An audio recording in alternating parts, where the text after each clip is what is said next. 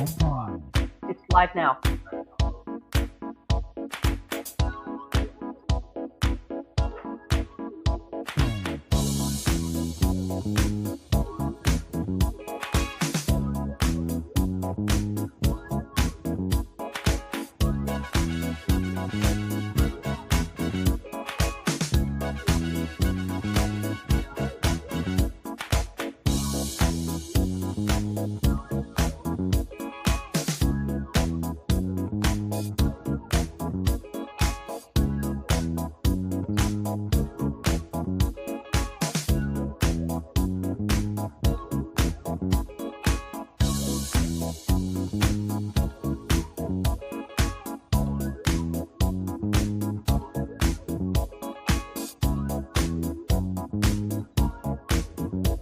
Eric, is it playing the music for you?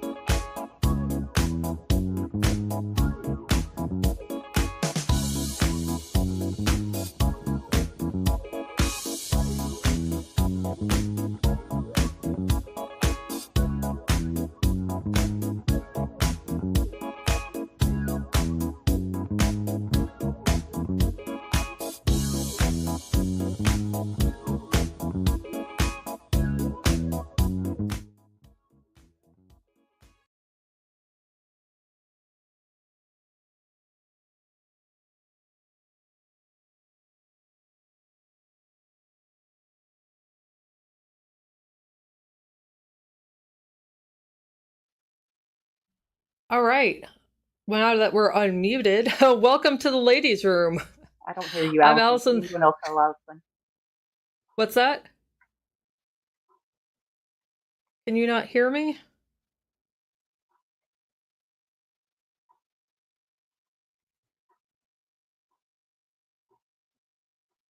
Can you, Leah, can you hear me? Can anybody hear me?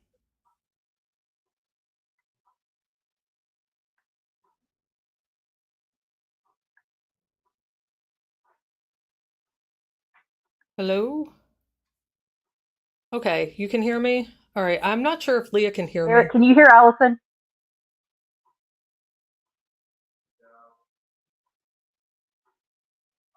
On YouTube, they can hear me.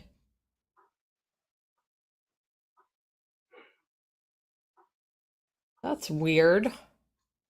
Well, it wouldn't be a ladies' room without some sort of tech issue. So, um, can you all hear? Sheila can hear both of us, but me and Leah can't hear each other. I can hear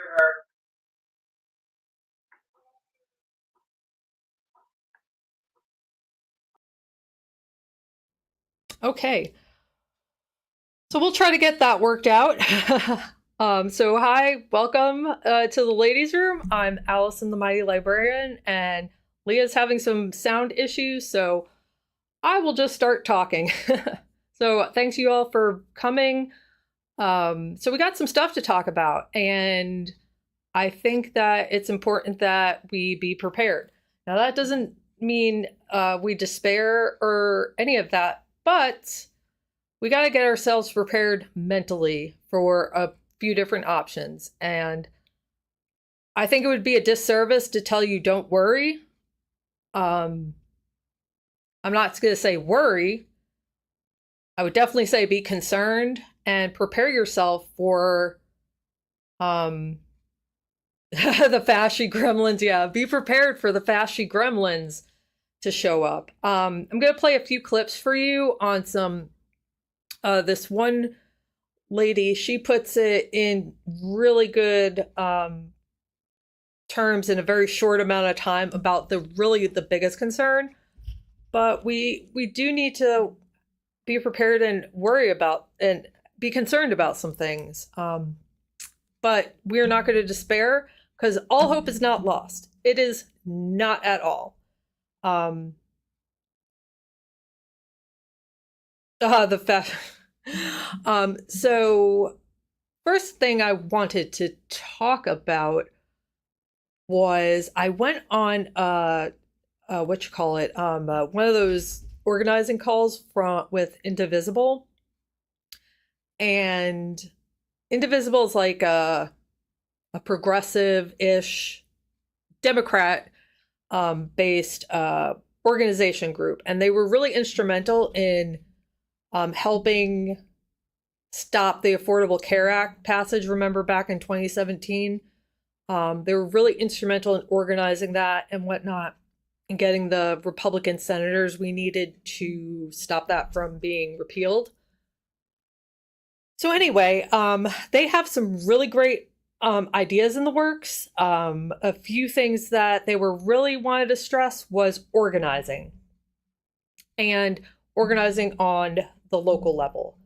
And that's where you're going to look at where you feel you have the most voice and leverage. So if it's your local city, town, county, whatever it is, governments, go organize towards them. If you have Democratic senators, leverage them to make sure that they're fighting for what is right in Congress. And, I'm going to add, even if you have Republican MAGA representatives, congressmen, state legislators, you need to contact them. You need to organize, and shit's going to get scary. I don't necessarily mean like police in the streets type thing, but there might be a little bit of risk. And the way I see it, we're in 1938, and we see the creeping of fascism coming. So what are we going to do? And I think that's, where you have to start being prepared. What are you willing to do to stop a fascist takeover? What are you willing to risk? And honestly, I don't want to risk my job, but honestly, it's already in jeopardy anyway. So I guess my advice is, if you want the country to be the way you want it, you have to lay shit on the line. And I'm not saying go get yourself, hurt or go out with, I'm not advocating for violence, but, make calls, annoy your senator, state representatives, House, state senators, state representatives, whoever I say go do all of the above, but I understand that's scary. I'm scared. I don't want these things to be happening, but they're happening. So we have to see what oh yeah, Leah's back. Are we back? I can hear you till I enter the room. As soon as I enter the room, I can't hear you anymore. I can hear you, Leah. I'm going to disconnect the earphones. Okay.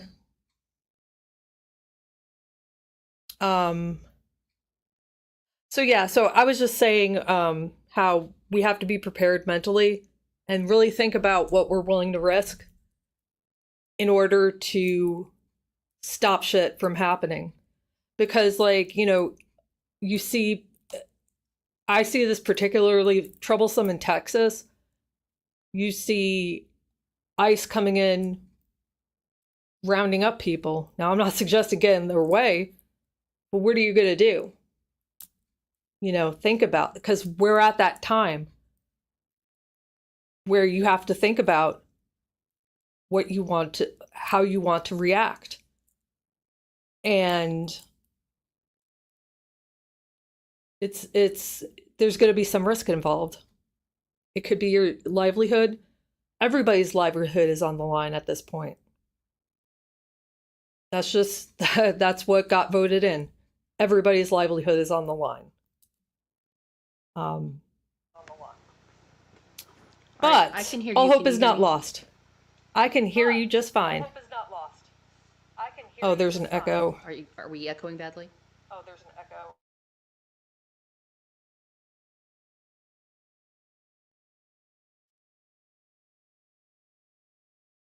Okay.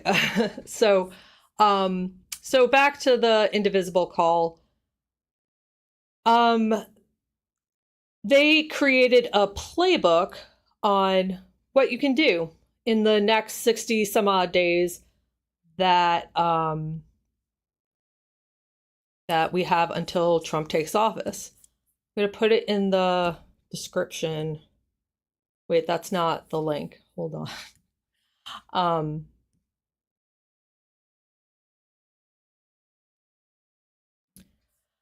there we go.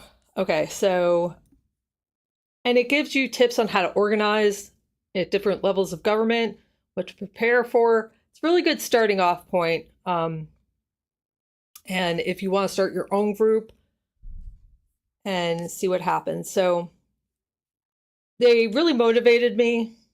I think there's a lot in the works going on, but I don't, I don't have a crystal ball. I didn't think we'd be here either. So, and they don't seem to be doing more of the same. And that's the thing we got to realize.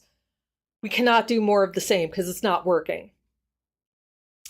And I do think there are going to be the most searched term after the elections once Trump admitted, yeah, just kidding, Project 2025 is the agenda. Can I change my vote was the most searched term on Google for 2 days. And no, you can't change your vote. Sorry. You're getting what you voted for. So what do you think, Leah? I just don't understand what more we could have done. Like, we put the information out there for them. I realize not everyone's as into politics as we are, but the information about Project 2025 was on all the media. Everyone knew about it. He disavowed it, but there were others saying, so I don't buy that they didn't know what was going to happen when they voted for him. Mm-hmm. I'm starting to kind of piece together a little bit. And a lot of this isn't necessarily my own thoughts because I think Kamala ran a great campaign. I really think she couldn't have run but she ran a conventional campaign. And I know I said this isn't like 2016. No, it was exactly like 2016. I'm not sure. I misjudged how people actually feel. Tony said this before in his show the last couple of days. I misjudged how racist and sexist Americans were. I think a lot of people sat out. A lot of Democrats sat out. A lot of them there was a good chunk of people who were upset about the Gaza thing and are starting to realize, oh, voting for Jill Stein wasn't a good idea. Oh, staying home wasn't a good idea. So I think there's that combination along with the sexism and racism. I also think people didn't believe it because it sounds ridiculous. My own husband didn't believe it. We got into a knockdown drag out over it. And I was like, why can't you just trust me? You don't follow politics at all. You don't know history at all. And he's like, it just sounds so outlandish. I'm like, absolutely it does. But people are buying into it. And I think people really believed, or a lot of MAGA especially believed, that we were making it up. I don't know. There was so much. I mean, I realized her campaign was shorter. I realized she wasn't primaried or anything like that because it was just too late to do that. But there was so much energy and enthusiasm and people, young people coming out and stars coming out, like the fundraising was through the roof. So I don't understand why that didn't translate into numbers. I don't get it. I can't wrap my head around that part. Yeah, I think turnout, because if you look at 2016 with Hillary, 2020 with Biden, and then 2024 with Kamala, there's about the same turnout between 2016 and 2024. So really, if like, I think it's something like 15 million Democrats had shown up, because that's the amount, the difference between Kamala and Biden. If they had showed up, we would have been put over the edge. Um, I I don't want to push Do you think conspiracy that the third theories. party factor is an issue? I don't think it was as significant as it was in 2016, but I'm sure it definitely had a play. I think more of not I think there was more of a protest vote of not voting versus voting for Jill Stein. But yeah, I don't like I'm kind of with you, Cynthia. Like something just maybe I'm in an echo chamber. That's very possible. Just like it just doesn't add up. Like I was looking at the Georgia numbers because I'm a big old dork, and like it just doesn't make sense. I said from 2021, Dems need to put pressure, like keep at it, like 2020 levels of like working on, because Georgia was not blue. Georgia was very purple in the respect that we won't vote, or at that point we won't vote for crazy. Because think about it, in 2022 we elected a black senator twice, actually 4 times, because he had to do runoffs. So I just don't get it. I have no interest in conspiracy theories. I'm totally with you on that. And I don't know how it would have happened. And I don't want to assume that that's the situation. I just don't understand the correlation between the enormous amount of early voter turnout that we were hearing from people we know that are poll workers and things like that. And then the people at the polls this time told us, your number, whatever, that's the most we've ever had through here. And then when the numbers came out, it was lower turnout in our state. And it's like, there's no way there were more people turning out in my BS little county and not in Philly and other places. So I don't understand. I don't know. Maybe people just did early voting that normally don't, and that's why the numbers looked a little weird. Or maybe some people who normally do mail in didn't trust mail in and voted in person, so it seemed like more numbers. But I just felt like everyone I talked to that was a Dem at all was like motivated, was bringing people with them, was so Right. excited. They were loving the enthusiasm. So I don't know who the people are who chose to protest not vote instead. I'm sure they're out there, but I just don't know who they were. Yeah, I don't.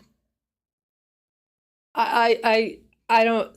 I'm very into facts, but I think Cynthia in the chat said like the math isn't mathing, and I'm not like I'm not good with statistics and numbers and I mean, obviously I compare numbers. Like I'm not that big of a math idiot, but um, it's just the level. I know Georgia politics pretty well.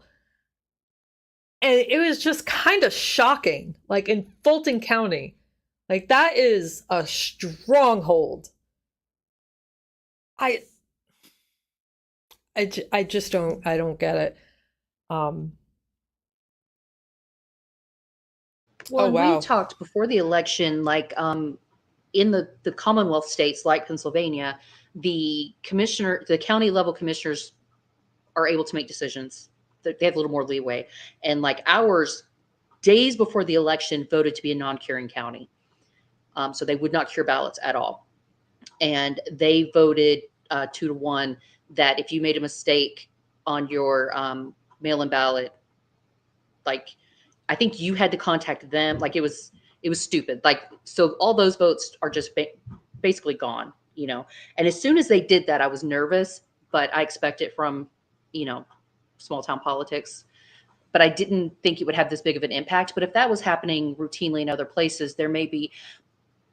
I think my biggest concern, we can't go back in time. I can't change it. I don't know if there's conspiracy. It doesn't matter. It is what it is now.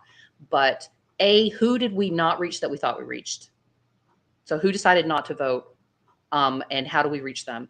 Because it seemed like she was attracting young voters and, a wide variety of people. And two, how do we keep this from being more of that disenfranchisement that Republicans are so good at? Because a lot of the young people I spoke to, like Derek's daughter and other people, were like, well, both sides are crooked and it doesn't matter how you vote anyway, and da da da da. Well, through lots of conversations with them, we were like, what's the worst that could happen if you vote anyway? Because we hoped that the numbers would be big enough that it would be definitive and that could help dissuade that concept of disenfranchisement. But this instead, like when they saw so many people motivated, they believed so many people went out and vote, they still lost. The numbers, the math doesn't math, then it reinforces that disenfranchisement of why do we even bother? And that worries me for the future.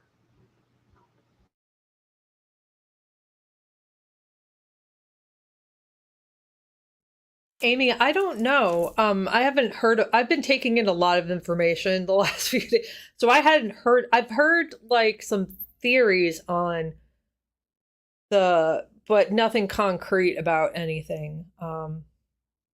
Yeah, I hear a huge chunk of the Latino vote of male Latinos went for Trump, and um, I don't, I don't know what to tell you, and maybe this is just like in the stages of grief. You backslide into different stages. At times, I'm in the anger of like, if when I see those fuck around and find out videos of like, oh my God, people are being mean to me and I'm a Latino and they were so nice to me at one point, or are you serious? Like, they told you what they were fucking gonna do, and now you're shocked? Like, come on. It's really hard for me to have sympathy for people who are diehard Trump supporters and now they're experiencing the consequences of their vote. Well, and unfortunately, we can't be sour grapey with it because, reminding them that they're down when they're down and saying, I told you so, is not going to help. And it's definitely not going to get them on our side. So I'm not saying when they go low, we go high. What I'm saying is when the consequences inevitably hit, we need to be part of the solution versus the people telling them, well, that's what you get. Like we need to be the people that are like, you know what?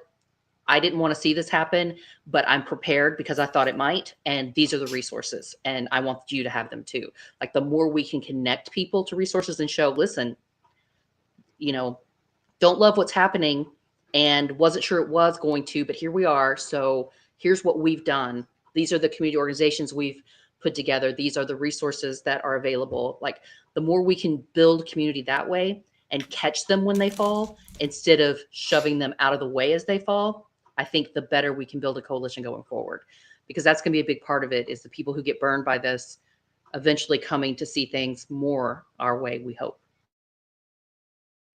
Derek, I'm not sure I agree with, let me post his comment. So I'm not sure that, I don't think Americans are, I think America in general has moved to the right because of the rhetoric. I'm not sure if being more progressive will help because they already, like Kamala the progressive from California.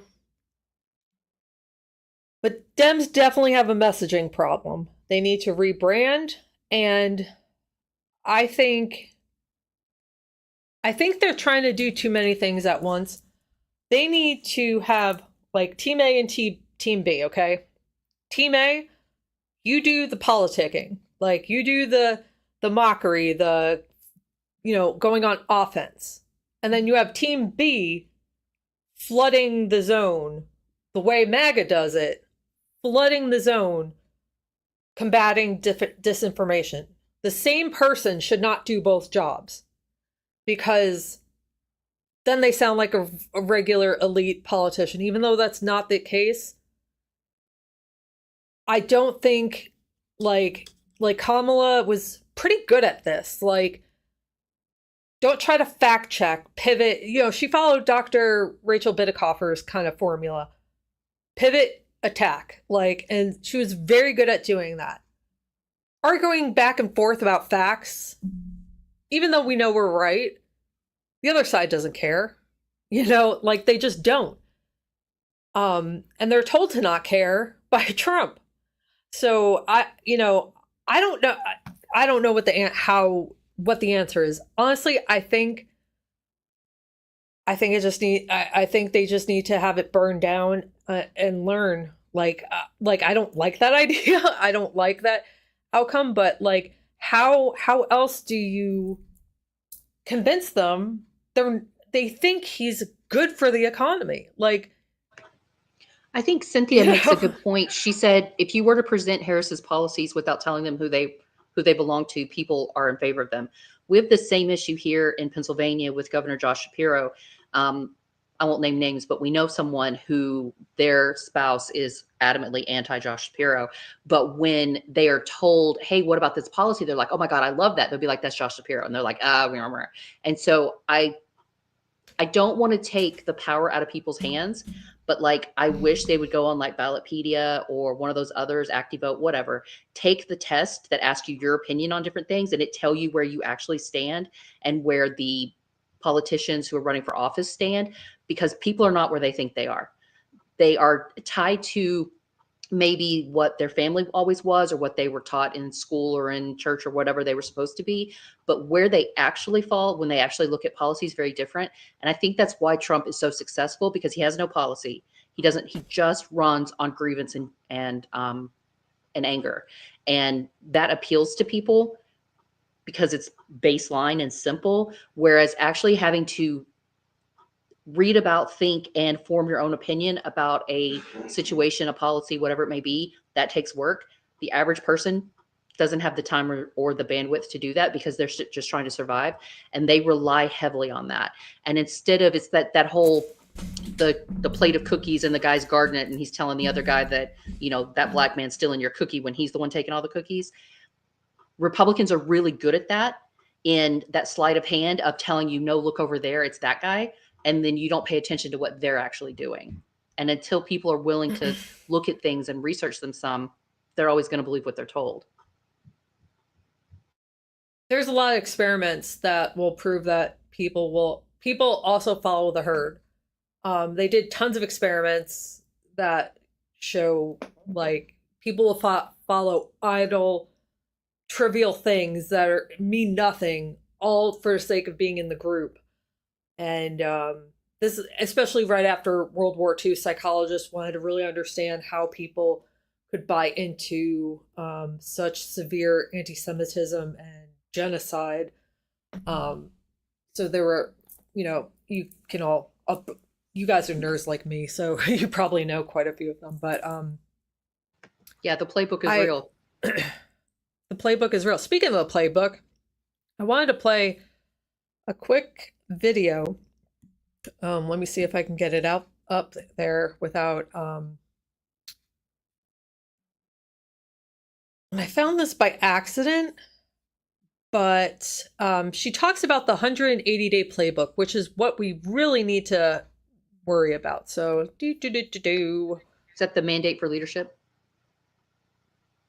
Yeah, it's essentially Project 2025, but it starts out with the 180-day playbook of what they want to get done in the first 180 days. So that's what, six months, something like that.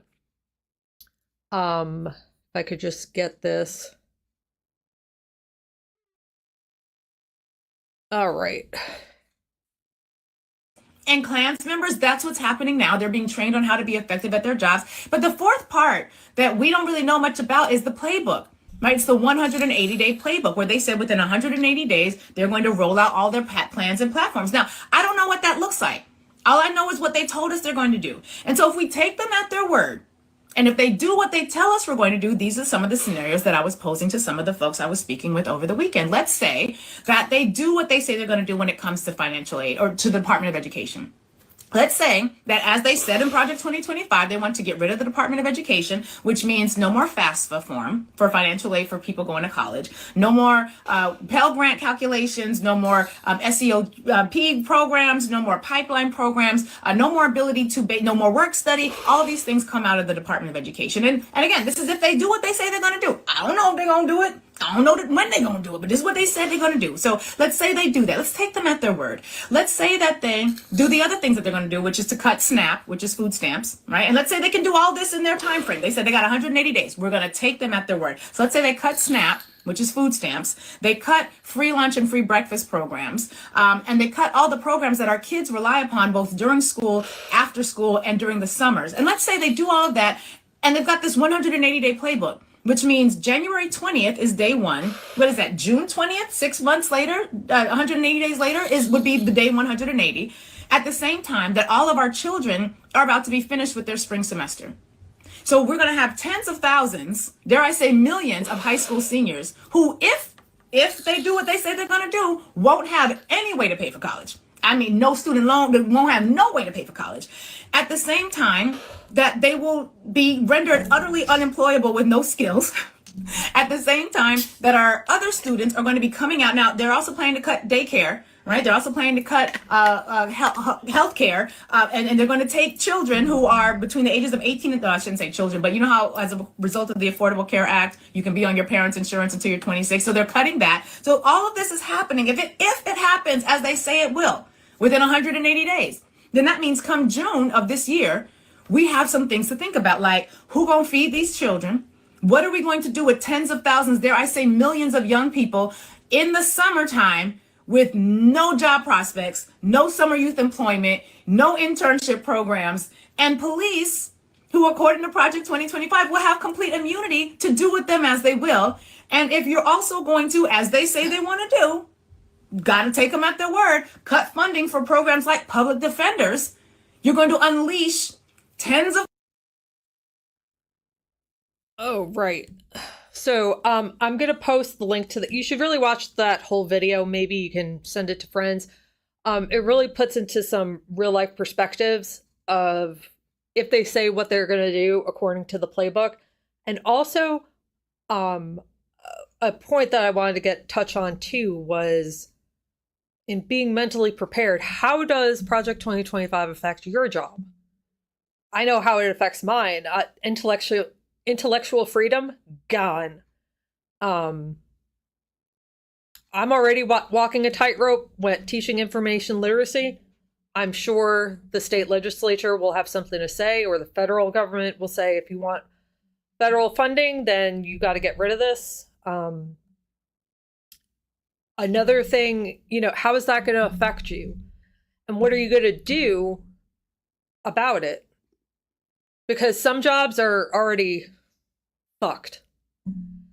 So what are you going to do? Like, how are you going to react or be proactive in that, what that looks like? And like I said, I'm not advocating for violence or anything like that. But at the same time, you have to think about what it looks like and be prepared. So. Well, and there's never been a better time to update your resume, put some feelers out there. I mean, I know I've been doing it off and on for a couple of years because I've been worried about stuff, but now more than ever, that thing's updated. I actually applied for a couple of things outside of my field. They're in my field, but not in my field, because I think you're absolutely right. Public libraries are in danger. Academic libraries are in danger. If they don't want us to teach history, if they want to question what books are available, our jobs are on the line. They're already jailing people in some states for, being pushing inappropriate material or pornography or whatever. So distributing indecent material to minors, I think is what they're doing. What they're doing. Right. So I do think the proactive step, and that's something you should do anyway, because something could happen to the company you work for at any time. You never know. Like, you should always have your resume up to date and have some feelers out there just in case, because crap happens, right? But now's a really good time to do that. Someone mentioned making sure that your boosters are all up to date, because those may not be available. I hear that JFK Jr. was appointed to health. RFK Jr. RFK, whoever. I do the same thing. He's coming back. Some old half-dead Kennedy, right? right? And doesn't impact you or I to quite the same level, but for those of you who have, well, no, your daughter, I forgot about your daughter. Those of you who have young women in your life, it's a really good idea to get all of your necessary checkups, make sure you get a clean bill of health, and have a plan for protection, um, both in terms of consensual sexual activity and also the possibility of non-consensual activity. You should always have those plans anyway, but it is, I wish, Amy, I wish. Right? But with healthcare the way it is, any female health issue at all could put you at risk of death when it's treatable, because doctors are worried about being sued for, for giving you treatment and it being guised as abortion. So making sure that you've got all those things up to date. And then Derek and I have been talking about, we're not married, we can't, he'd lose his disability. And I've already done that and I'm not interested. But we've talked about, and gay couples definitely need to do this, whether you're married or not. Get your papers in order, your power of attorney, your will, update all of those kinds That's of a good things. tip. Again, stuff you should always do anyway, but now's a really good time to get all that stuff. And something someone mentioned, and Allison, this may affect you the way it affects me. There's a good possibility that you're going to have two identical forms of identification. They have your whole name on them. My birth certificate is in my maiden name. My social security card's in my married name. My license is in, I'm not sure which name, and I don't have a passport. So I could be screwed where I wouldn't be able to vote because I don't have two IDs that have the same name on them, exactly the same. So I need to get on the ball and get my name officially changed back on everything before that becomes a factor in a future election or at a job or anything else. Yeah, that's a good point. That's a really good point, because like even if my passport hadn't expired, it's in my old married name. I have a bunch of aliases. I'm like JD Vance, but not because I changed it on my own. Like being married twice, like when I got divorced, the only time, which that's a topic I want to touch on too. But when I got divorced, I kept my married name because I wanted to have the same last name as my daughter. And I don't know, I'm just, in a lot of ways, I'm a traditionalist. So I took when I married my second husband, I took his name. And because I don't know, my first married name just felt icky, and that's a whole other story. But so yeah, I have my social security card from when I was from when my dad signed it for me, because like babies can't sign there. So that Yeah, one's I'm pretty sure I have the one school. my mom signed when I was little, and I can't remember when I got mine changed if they let me keep the card or not. And I kind of hope they did, because that would help me solve some problems there. The other thing we talked about is, well, always, if you're in an abusive relationship, you need to have a plan, dude. Like yesterday, you need a Yes. plan yesterday. For everyone, male and female, their focus on cryptocurrency, I don't know what that's going to do to banking. I have no idea, but we need to be thinking about that. I'm not saying invest in cryptocurrency. If you hear those words come out of my mouth, it is not me. I have been possessed by something, because I would never tell you that. But you need to think about if you have a 401k, if you're lucky enough to have one, what is it invested in? Is it safe? And what kinds of accounts do you have? Make sure you have that information and be paying attention, because if something happens to the stock market, and it inevitably will, you stand to lose everything. So diversify, at least know where it is, something.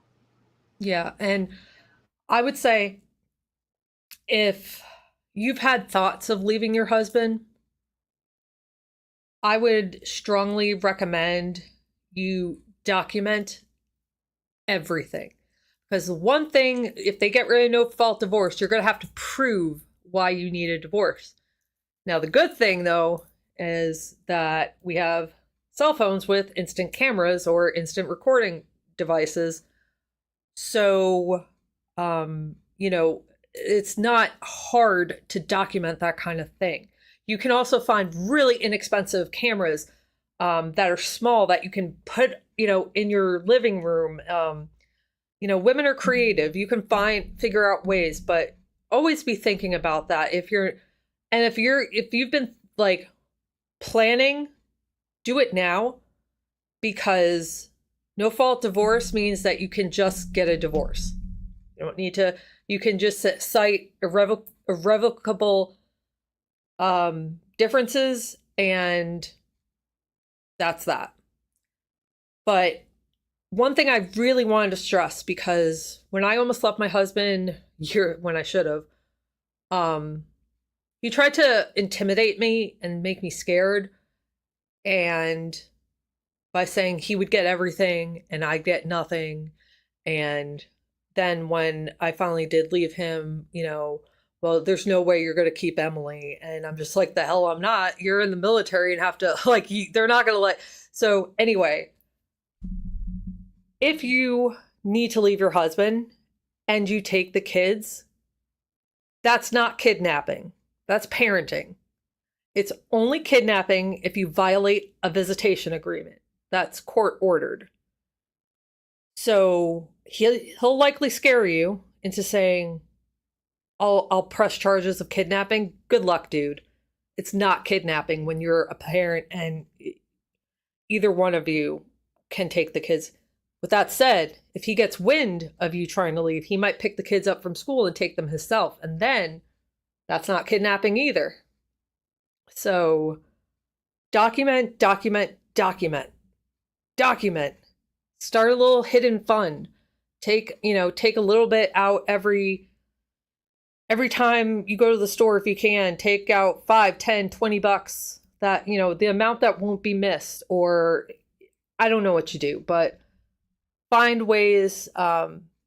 Acorns will stash away. Stash is another one that you can take, like the change of your purchase, and puts it away. So I just stress so much. With the uncertainty in the world in general, like the global politics plus the changing of administrations, there's going to be impacts on money, and whether we like it or not, everything's on the internet and it's mostly backed up, but there's always risks. And it's never a bad idea to have some cash on hand because crap happens, And so if you can squirrel away a little bit, whoever you are, whatever your situation, that's not a bad idea. I mean, don't squirrel away tens of thousands of dollars under your bed and get your ass robbed. But, if you've got a better hiding place, by all means, do what you got to do.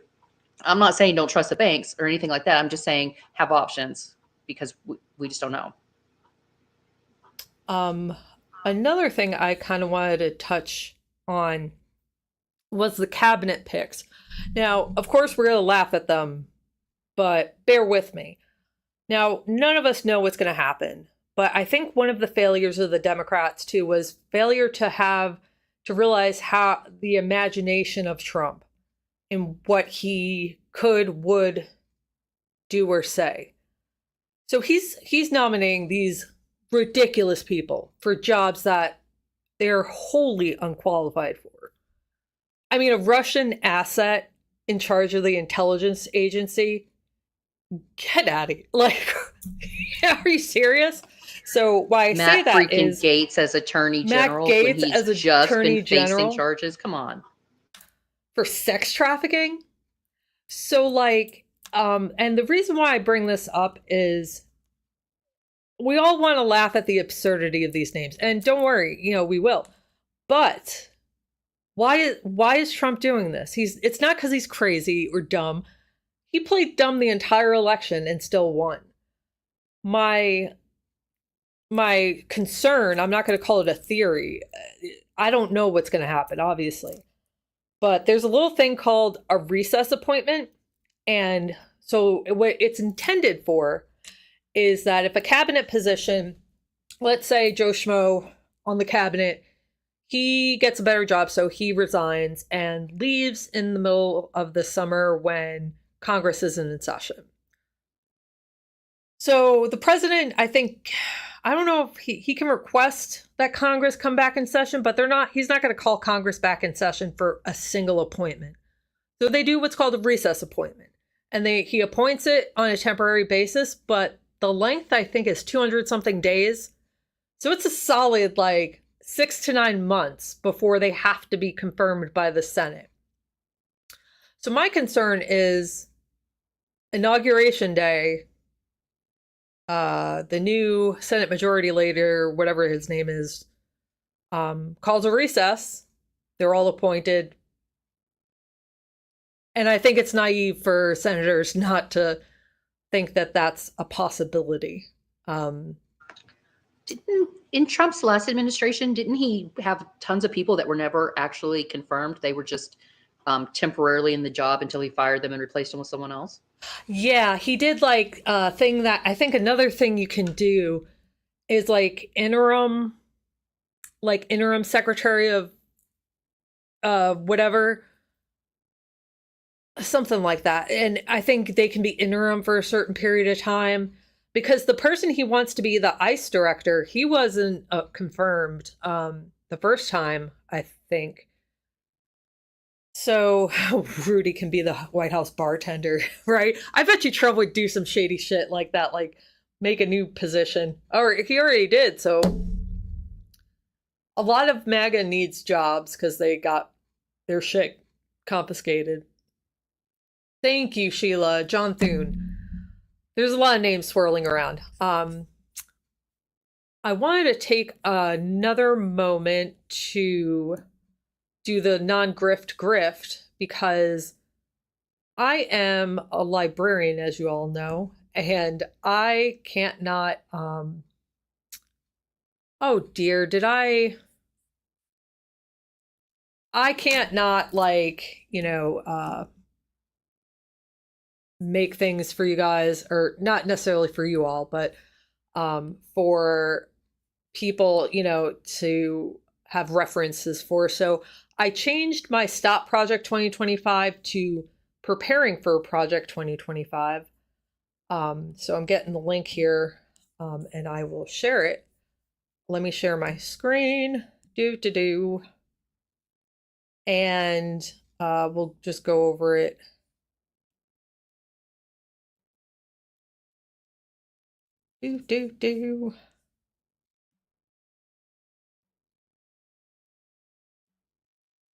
So this is the Preparing for Project 2025. I hate the cookies notice. So I put Allison, I'm sorry to interrupt you, but I wanted to compliment your choice of font for Project 2025. That was nicely done. I have to give credit to Skip. He's probably not watching because it's like dark 30 in Germany, but like he's really good with fonts. So originally I had kind of like the dive bar type font, and I was like, this doesn't look right. Help me with fonts. And he's like, change it to the I forgot the name of the font family, but he's like, and there's a bazillion different ones. Some are extremely ornate. Some are, a lot more simple. So I was like, well, which one do I pick? He's like, the fasciest readable one. So I thought this one was the fasciest readable font that I could find. Because some of them are just so ornate that it's really difficult to read. So, but I appreciate the font. The font got its point across. So, quite a few things I kept. I kept the podcast from Resolute Square by David Pepper, who kind of gave real world what things look like. So now that people are like fucking around and finding out, if you want to motivate people, I mean, these are some this is what I imagined, like thinking about like dreamers getting deported, or what the first day of RFK Jr.'s at HHS will look like, that sort of thing. So I also made on this link a table of all the appointments.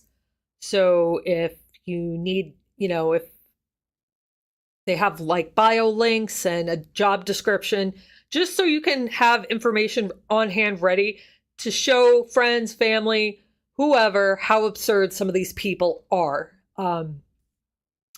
And then, of course, actionable items, what you can do. Hope is not lost. And these are some links from Indivisible, how you can still protect democracy. And they have the Indivisible group. They have I mentioned earlier when we first started the show, they have a playbook of protecting democracy. So I linked that as well, of what you can do and how to organize, how to reach out to people, and that sort of thing. And then I kept a lot of the Heritage Foundation content. That's a video I made last year on the Heritage Foundation to really emphasize how truly, they are something else. And ProPublica released a whole bunch of training videos.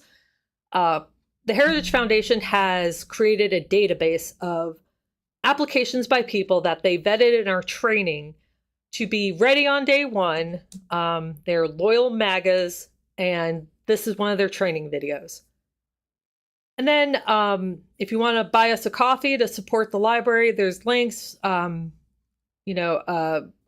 link tree to get updates and all that, all the socials. So I just wanted to show that to everyone. So we have it. And let me put the link in the chat. I wish I was good at And this you guys- like Tony is. And you guys know I'm always going to say this, but we have to focus locally as much as possible. So consider running for your school board, serving on your public library board, hint, hint, or other nonprofit board. They always need trustees that will help guide the future of the organization. They need the support. If you yourself are not willing, able, etc., to run for local office, get behind someone who is, that is like-minded, and give them support. I know in our area, people run unopposed all the time, and I hear everyone complain about them, but no one runs against them. And it's like, we got to put an alternative out there, dude. It's like, there's just no way around it. That's a good point. The good thing about the federal government is it's slow as all get out, but those ideas trickle up from lower down. So if we can shape our local communities a little bit more, influence those politics a little, we can help mitigate some of the issues, and we may be able to elevate some leaders to move up and knock some of these MAGA people out. And that would be amazing. And I'd love for it to be one of you. I'll campaign for you. No, that's a really good point that you made and Indivisible made, was supporting candidates that are running in your elections. Supporting, even if they're not Democrats, and let's say they're trying to get a good bill passed, because it happens sometimes. Republicans do get behind. Like, I'm talking more on the state levels. Back those guys up. Like, I feel it's never too late to do the right thing. But if we chastise people and don't give a little grace, nobody's ever going to do the right thing, because what's the incentive to do the right thing? So, but back up your leaders, even if they're going to lose. Back up organizers who are, it's easy to not want to be the frontline person, and honestly, not everybody can be the frontline person, but those people need support and backup. And one really good point that Elizabeth Warren made yesterday on the call was, they don't have power yet, so let's not cede the power before they even have it. And I think that's an excellent point.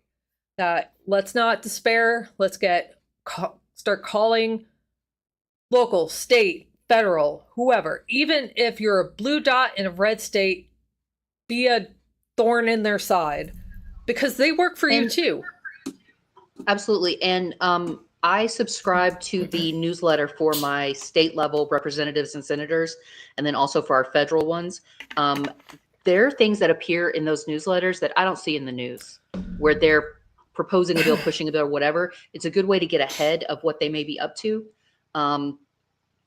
In library land, we have access to a lobbying group that keeps us informed of what's going on behind the scenes in our capital, which is helpful to me personally. But you may know someone that can kind of give you a pulse of what's going on through there. And you absolutely have the right to request a meeting with your local elected official all the way up. You may not get one. It may take a long time and you may feel wildly uncomfortable. And yeah, they may play politician and never actually say a word. But the more they hear from people, they're going to have a hard, they're going to do what they're going to do. Absolutely. People are people. But the more we're in their ear saying, I'm not okay with this and you represent me, I'm not okay with this, and here's my 15 friends who also don't agree with it, and at the next election you'll be answering to us at the ballot box, the more we push that and actually do it, the more we may actually have some say in local politics and help that it filters up. I get you, CV, but like, here's the thing. If we don't offer a choice to people, then they automatically get the seat in whatever election. And then it also forces the Republicans to spend money on that election, siphoning from somewhere else. So it forces them to spend money. Like Jess Piper, who was running for a state seat in Missouri, she knew she would likely lose. But it forced her opponent to spend $200,000 on a race he didn't think he'd have to spend that kind of money on. So I get it. It's hard, but like right now, like making calls is the least of what we're going to have to do to get us out of this mess. And I would never defend a politician, but I will admit that knowing the volume of letters and calls that we in library land send to them, and I know other industries are sending them, and right after an election like this, they may be just absolutely in over their heads with too much stuff that they're trying to respond to and prioritize. The best way to get a good relationship with your local representative is actually their staff. Their staff usually stays the same whether they change or not. Those are the people who know what's really going on. And so if you can get an in with your state representative's staff, who is probably has an office in a town very near you, they do stuff for local people all the time. That's what they're there for. Yeah. And so we invite them. Like one of our state senators, our state level senators, his office, even though he is a completely different party than me, I know his assistant, she is amazing. When we need something in library land, I'm like, I know who we need to call. And I'll call her and say, hey, where in the world do I find this? And she always knows because she's got the inside track and she's been on it for forever. And they are people that live locally. You might, CB, you might also want to see if they need help in those local offices, because that might be a factor as well. They may be looking for volunteers or interns or something because they are overloaded. Yeah, and I think you have a point there, CB. Like, I think we should always run a position because it does force. Nobody's the only people making money are ad people. Like the candidate doesn't actually, they're not supposed to make money off of the campaign, but it really does force them to spend money that would be spent on other people's campaigns. And also, do you know who thought that was expected to lose? AOC. She ran against a beloved representative. And she primaried him and won. Kamala Harris. She was expected to lose her first race as district attorney. She won. So you really don't know if you just don't know. It's like ceding the power before you totally don't have it. And yeah, exactly. Losing doesn't mean you quit. It takes time. I mean, Stacey Abrams almost became governor. She would have been governor if Brian Kemp, who was Secretary of State at the time, didn't purge a bazillion voters. She only lost by, I think, something like 50,000 votes. And she did a lot of work, a lot of like finding the areas that she knew she could get support. And she's very good at ballot harvesting. And I think, Allison, what do you think the possibility is that obviously we're 2 years out from midterms, but between now and then engaging more young voters, because there's gonna be a lot more people turning of age to vote, and there's a lot of disenfranchised ones. It's so exhausting. I know it's so exhausting. No, but I from just an don't know. from an information standpoint, like we hosted, I'm sorry, I'm gonna sneeze. I hate that or feeling. not. Okay, sorry. We hosted an event and we invited over 200 local elected officials, all the way up to state government. 2 showed up. I mean, we hand invited, like sent them invitations with an RSVP, promised them food, the whole bit. No, nobody showed up. And we invited the public as well, of course. And the whole point was to answer questions about how secure are our elections. What are you doing to secure our elections? Who has the right to vote? Who doesn't have the right to vote? Like those people who are like, immigrants are voting. Let's answer this question. Are they? No, this is why they're not, like that kind of thing. We had 5 people show up, and they're these 5 ladies that are so knowledgeable. They didn't need this. They knew all this stuff, but they had a really great conversation. But when we posted about it, everybody online was like, oh my God, we need this so much. Oh my God, people need this information, but they don't show up. So like, as hard as it is, and you know this from library land programming, it looks like it's going to be big and then nothing happens, and you just got to keep plugging at it until you finally hit the right time. I think right now might be a little too soon, but soon we're going to have to be thinking well in advance of the midterms about voter registration drives, fighting voter poll, what you were just talking about, where they purged a bunch of voters, like pushing back on issues like that, pushing back on election law and stuff like that. That may be a place where we can be effective, as well as pushing at the process versus at the policy. In Georgia, we have a day at the Capitol. That's usually in February. We stopped announcing it online because Moms for Liberty would come too. But it was when the Georgia Library Association would go to Capitol Hill in Georgia when they're in session, and we'd talk to as many representatives and senators as we could, and we had these like really pretty like prints, like done by artists, local artists, to give them.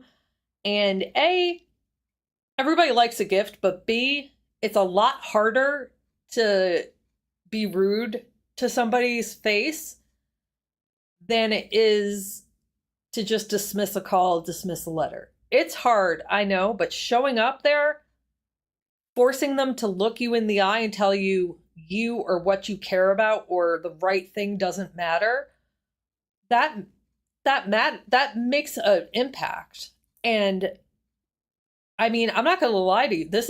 We're in for a ride. Our lives are not going to be the same 6 months from now. In some way, shape, or form, they're not going to be the same. And hopefully Trump is slowed down.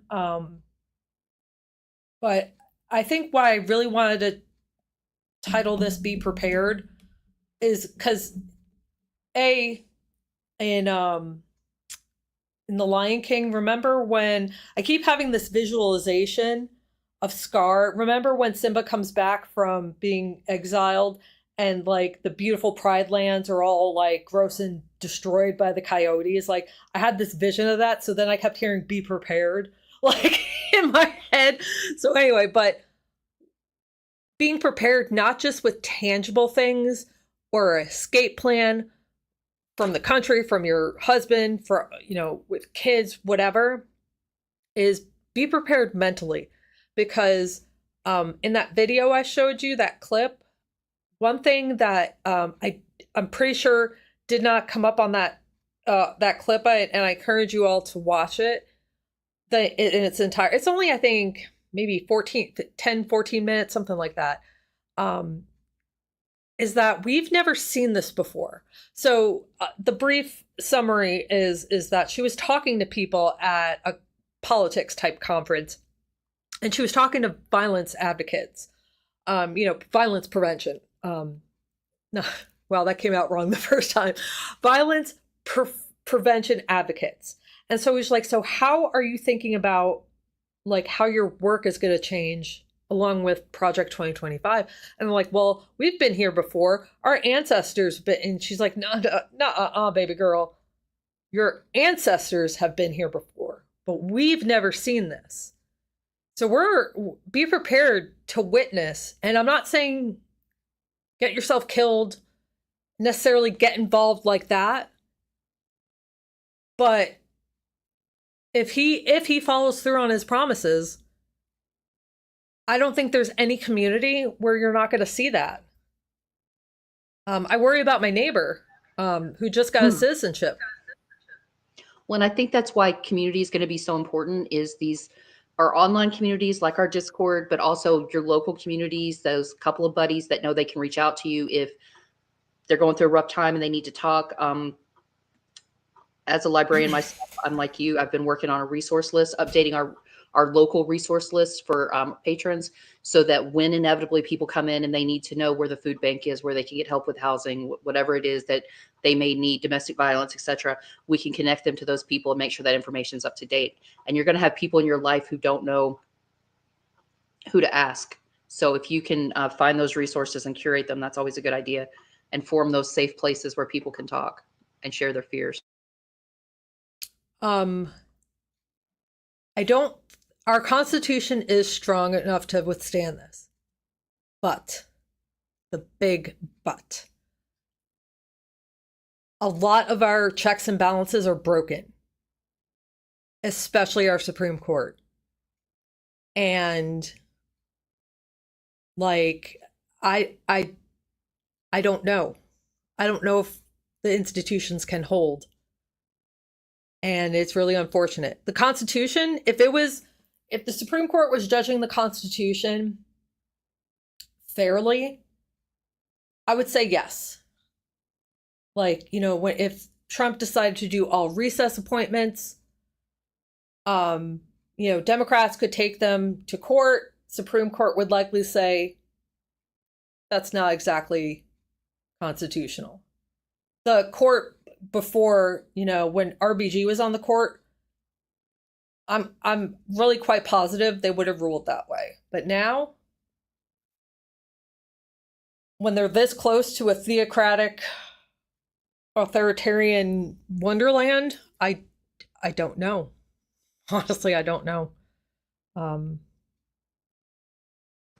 Well, and you said earlier, a lot of this is going to be some self-care and some community care of giving yourself space to be afraid and to go through the grieving cycle, but also to come out on the side of hope. If we surround ourselves with people who are like, that's it, we're just going to have to go underground, then that's all you're going to hear. But we're going to need to also find the people who have hope and who are talking about what they're doing and the positive things that they can make happen despite all of that. So give yourself some space. Give everybody a little bit of grace, because everybody's losing their minds. We are not okay. Someone pointed out earlier that a lot of the votes were white Gen Z men. That speaks to a societal issue that we've needed to address for a long time.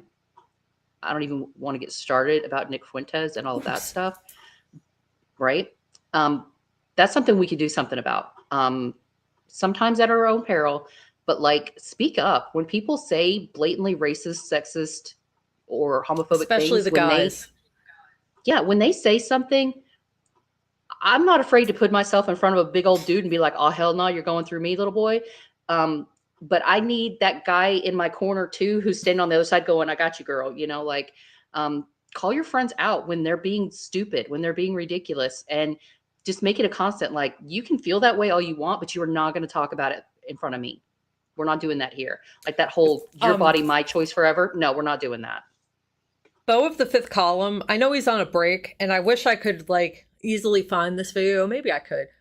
But he had a really good solution for when somebody makes a really racist joke and you want to say something but you don't know what. Ask them to explain it. Pretend like you don't get it. And then they start feeling stupid because they realize how racist, if they make, one of those, a Mexican slur joke or whatever. I don't get it. Why is that funny? And then they have to explain it and okay, but isn't that kind of racist or rude? Or, I'm just giving you talking points. You can do whatever you want, but and it's really low-key way of saying you're racist without exactly coming out and saying you're racist. It's particularly effective with sexist jokes as well. Be like, I don't get it. Why is that funny? And when they keep going, they're like, because women are stupid. Women are stupid. Oh, okay. You guys agree with that? Put them on the spot. Make them answer. And call guys out when they're mansplaining. But don't be an asshole about it, okay? Because a lot of men are fixers. Men, if they They hear communicate you differently. talking about, they just communicate differently. So a lot, like some of our guys with Tony Michaels, they are awesome allies, but sometimes they mansplain me. And I let it go because I don't know. I know they're just trying to give me advice when I don't want advice. I just want to vent or whatever. But like when it's true, genuine mansplaining, or even women often do it too. Like it's not just, but you know, she's splaining, I guess, whatever. Call it out. Like my husband did to me, not intentionally, but like, you know, why can't you trust me that I know what I'm talking about? Like, what will it take for you to, well, I need to see it. Well, then it's too late. Like, either follow it and so you know for yourself, or trust my word for it, or it's too late for you. So anyway, that's a I big just had thing a too. I just had a thought too. There's been a lot of comments from various individuals from minority groups saying that we thought you had our back and now we feel like we can't trust the Democrats, like you didn't really have our back. I don't believe that that's true. I don't know what happened, but I do believe we genuinely, the people I know, mean it when they say, I'm here for your rights as well. I'm an ally. We're going to have to prove that. We're going to have to prove over and over and over again that it wasn't just talk, that we meant it when we said, I'm fighting for your trans child. I'm fighting for the safety of your daughter. I'm fighting for your best interest. And continually, even though it means that you're going to be uncomfortable, that you're still showing them that you are an ally and that you're a safe space. Obviously, don't put yourself in danger if you can avoid it, but they do need us to speak up for them when we can. You know, I don't want to toot my own horn, but this is an example. Okay. Yeah, right. So I just got done dropping my daughter off at school. This was several years ago.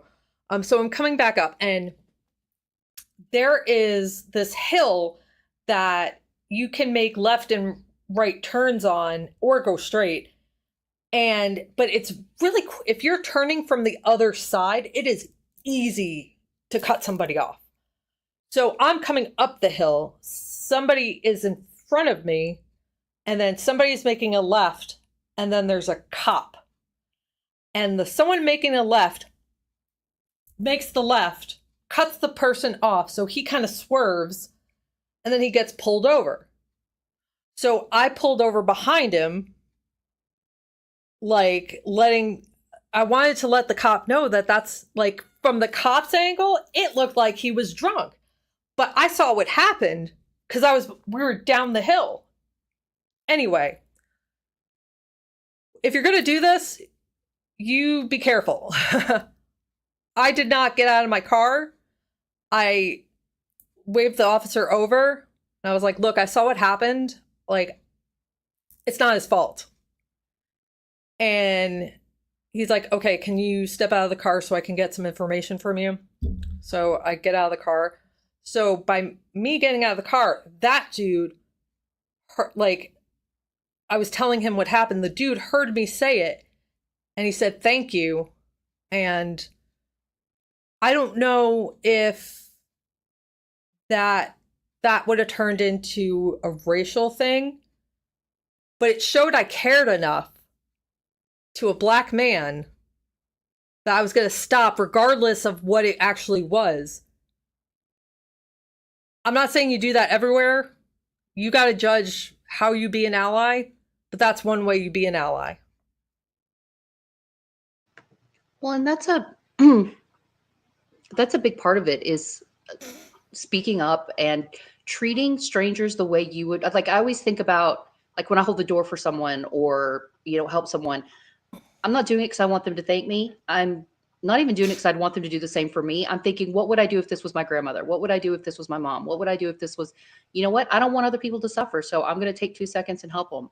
And if you can, why not? Like, what's it going to hurt? Derek and I noticed out in public the other day, we actually went out in public, believe it or not, that people that for the last several years have been very like, won't even make eye contact and kind of shy away. When we engaged with them intentionally, like this one guy had on a really cool hoodie and we commented on it, we ended up engaging in a conversation with him for like 5 minutes about music and poetry, completely on the fly, simply because we commented that we liked his shirt. He seemed so relieved. I mean, yes, he was a minority. That's not the point of the story. We spoke to other people that were not, but like just engaging in conversation with people politely and allowing them to comment back if they choose to. People seemed more open this time than they have in the past to those little niceties that we used to do. Oh no. Well, now I want to know, CB. Yeah.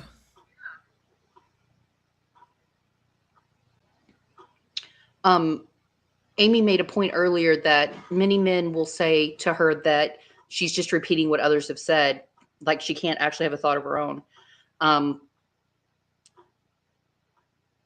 I'm sorry. I don't think any of us have original thoughts. I mean, maybe you're a genius and you do, but we're putting together things we've heard and seen and experienced through time and formulating that into something in this moment.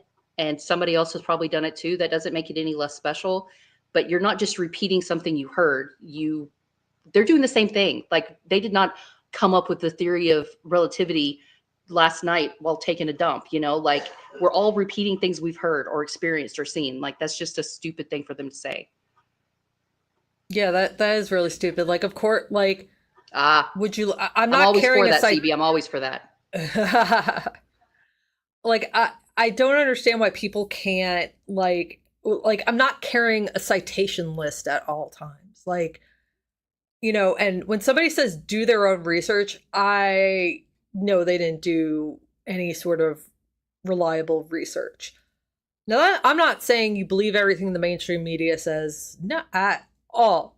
But I do think that CNN or MSNBC, as liberal or as whatever you want to call them, they are a hell of a lot more reliable than good old Fox News or like, what is it, Newsmax and like Real News America. Like, I'm glad you mentioned that, Allison, because I was thinking about this. If you guys watch a lot of podcasts, I'm sure you see ads all the time for Ground News, Ground. I'm reaching out to them to find out if they offer library software because it's a news aggregator and it takes all of these stories from Fox, from wherever, all of them, and it puts them together. And if you pick the topic like Gaza, for example, it'll show you how many articles were written about that particular incident and who was covering it. And it'll also tell you who owns them, what bent they usually have, and what their factuality is. And the really cool thing is there's a blind spot detector, basically, that'll tell you what is not being reported on. Like, is only the left is talking about this thing that happened, the right's not talking about it. Why? It's a really cool thing to look at. I think it's a great way to get out of our bubbles, but also to see what they're talking about and doing. Oh, there's an All Sides too? All Sides is a little bit of everything. They have a really awesome media bias chart that's more accurate, I find, than the Advantes version. I don't think podcasts should be rated for biases because podcasts often are not intended to be news. Most of the time they're commentary, entertainment, reading a book, talking about. They're not exactly reporting news per se. But with All Sides, they have a media rating bias. They have a extension for your browser. So with certain, they have a huge database, but if you're on a news site, particularly like local news for, a city you don't know well, it'll give you a LR, leans left, leans right type rating system. And I think their methodology for judging is probably the best out there. You're not going to agree with a lot of where they put certain media organizations, but that's a free version. They do top headlines, compare what the left is talking about, what the right's talking about. They're not as extensive as Ground because All Sides is nonprofit and free, and Ground is obviously a paid subscription. So that's just an option if you are tapped out of subscriptions to things. All Sides is an option.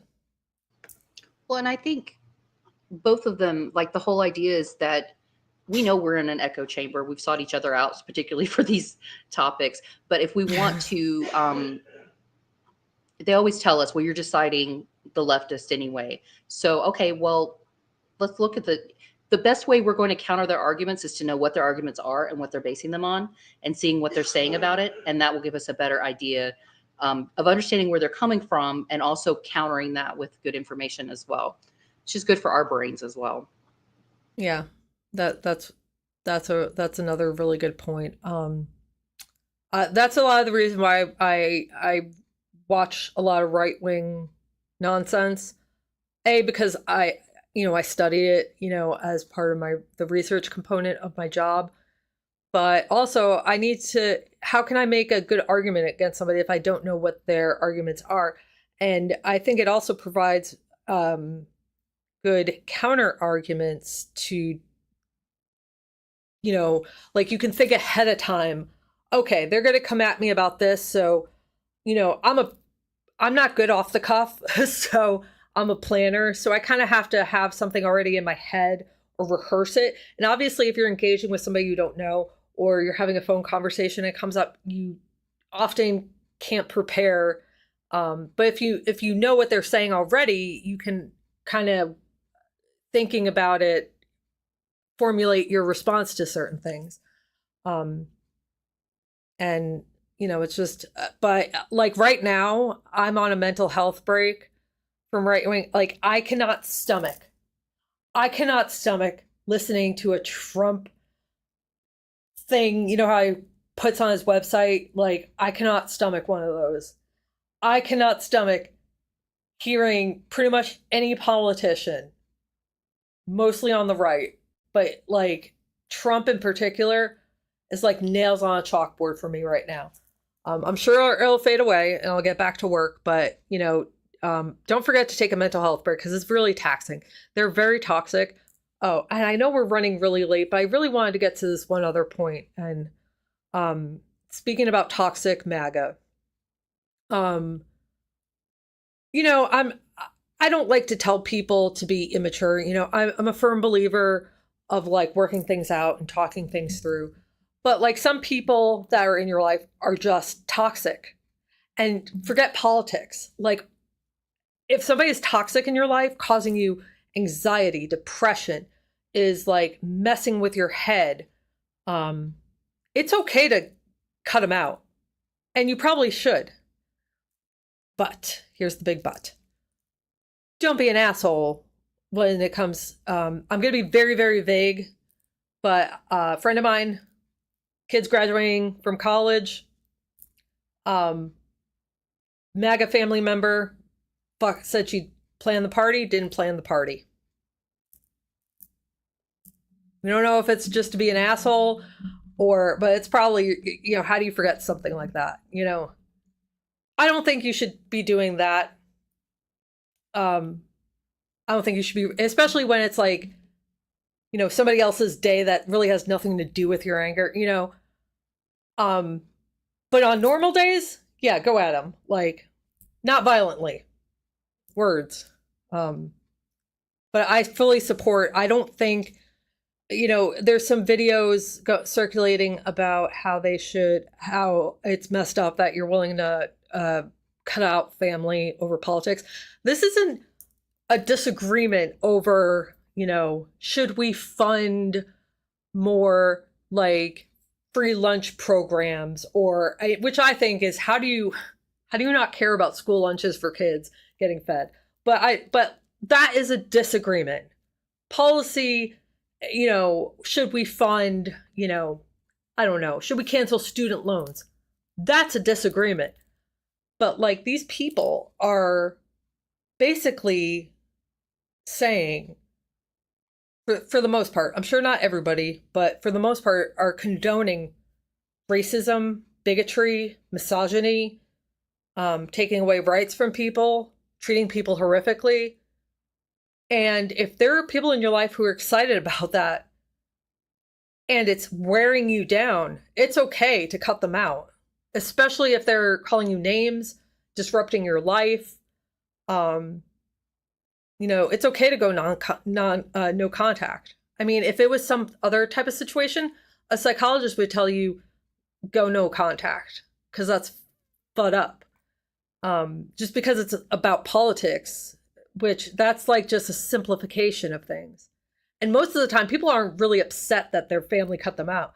They're upset that their family isn't thinking like them and don't have the self-awareness to really think, if my own mother, sister, brother, uncle, my whole family has cut me out over voting for Trump, maybe you should stop and have some self-reflection and really think about the choices, because a mother doesn't just, like, I'm sure this one video I watched, a mother stopped talking to her daughter. I'm sure her mother will start talking again. I can't imagine not talking to my daughter. I can imagine being mad at her. I mean, right now she's almost a teenager, so yeah, I get mad at her. As an adult doing something like that, I could probably, she would never do that, but like I could see being upset with her to where I need a minute, but cutting her out of my life, I couldn't do that. I don't think most mothers couldn't. But at the same time, Phoebe's your mother has to. This is beyond politics. This is beyond policy. This is about denying someone else basic humanity. And that's not something we can disagree about. I'm sorry. This is I don't student need loan that forgiveness. in my life, and I'm not playing that. Yeah. Policies on how we get different places, that's one thing. But someone else's basic humanity, that's not up for grabs. Sorry, dude. And politics are not, in general, like you said, your therapist would tell you, any therapist would tell you, that's worth their salt, would tell you that if you leave crying, stressed out, feeling bad about yourself, don't go back. There's how many billion people in the world, and this one person is going to tear you down left and right. Now there's plenty of other people out here who will gladly take you in and adopt you as their own. Like, that's part of what we can do in the building communities aspect, is recognize that people are going through trauma for a lot of different reasons that we may never know about, but provide a safe place for them where we're like, I see your humanity and I've got your back.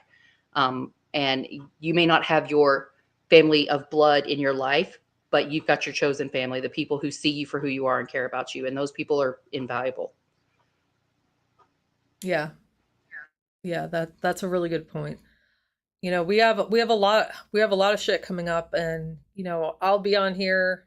We have a small audience, but we have a great audience. So I know I appreciate you coming, listening. I hope you find some of the information insightful, helpful, or just, we get some emotions out. I know I feel a lot better after the show. Just, hearing what you guys have to say. And this is your daily reminder that if you are battling with sobriety, do not step back now. This is not the time. No. We got your back. You fought too hard for that. Do not give it up on that jerk, please.